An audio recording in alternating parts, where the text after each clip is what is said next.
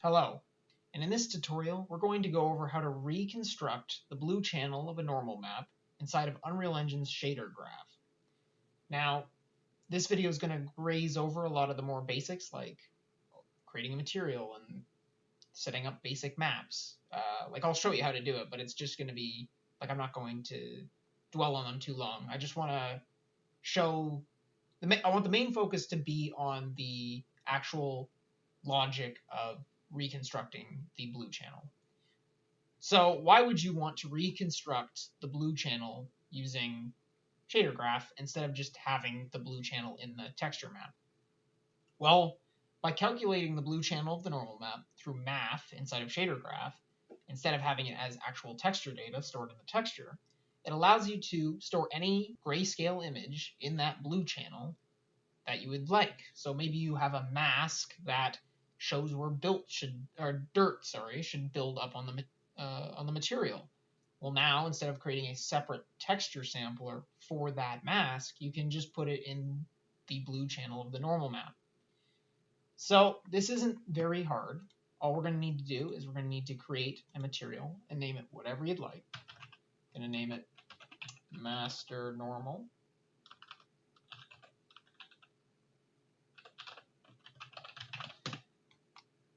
We're going to open that up. Drag in your basic maps as you normally would.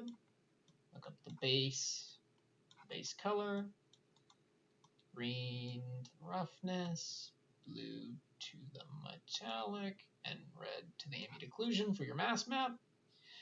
And that leaves us with normal map. So now that you've got your normal map all by itself and the other maps plugged in, we're going to go over the logic of reconstructing the blue channel. So the basic idea is using Pythagorean theorem to recalculate the blue channel. So a squared plus b squared equals c squared. In this case, it's going to be red channel squared plus green channel squared equals blue channel squared. So what we're going to do is we're first going to start by masking using a mask component, or component mask, sorry. So just look up mask. We're going to start by creating two component masks. We're going to mask on the first one the R, on the second one the G, and just pull that out of the RGB of the normal. Now I've got the red and green channel masked, and now we're going to need to square them, so it's actually a squared plus b squared. So we're just going to grab two power nodes. Base settings is correct. Just trying to square them.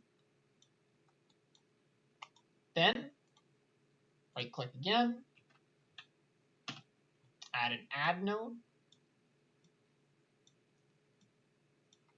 and then we're going to add the a squared and b squared together, so we can then add a subtract node and subtract a squared and b squared from the one total, which leaves us with c squared, or in this case blue squared. So to get the actual blue channel value, we're going to do a quick square root, and that is as simple as it is.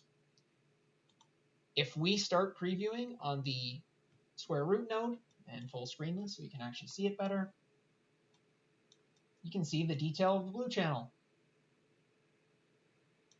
Now, to put this all back together into one texture, we're going to grab the append to many node, and we're going to drag the square root into the blue channel and the red and green into their respective nodes from the original normal.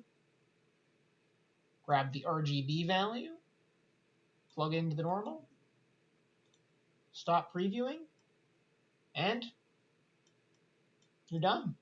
That's it. You've got a reconstructed blue channel. Now, there is a slight loss of detail, however, you'll never notice it. I'll show you here in a second. So let's put this one, the reconstructed normal, on our mesh here. I'm in detail lighting just so we can show this off better. Now, I'm going to make a duplicate of this material real quick, open it up, and remove all the blue channel reconstruction logic, and just hook it up like a standard material, normal directly into normal. We're going to take this one on here. And if you look at the two of them, you'd be hard-pressed to see a difference. pretty much 1-to-1.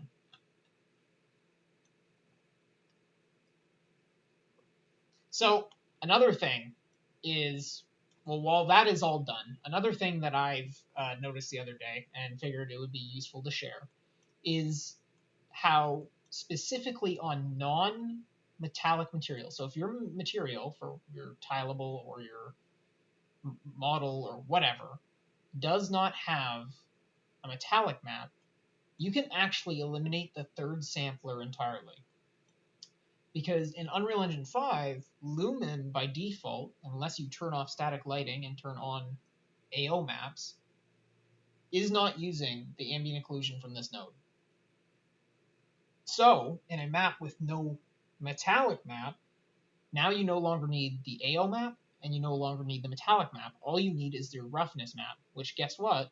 You can just store it in the blue channel of the normal that you've now opened up from doing this math calculation. Now, I'm pretty sure the reason roughness channels or roughness maps are normally put in the green channel is because the green channel has slightly less compression than the R and B channels. So it's pretty much up to you. What's more important? A bit of lost fidelity, and you save some texture memory in a sampler node, so some instructions, or that bit of quality. I'm not sure if it's noticeable. Probably, honestly, depending on the texture, wouldn't even be that noticeable. So up to you, really. It's down to your own discretion on that. Well, I hope this was helpful to someone.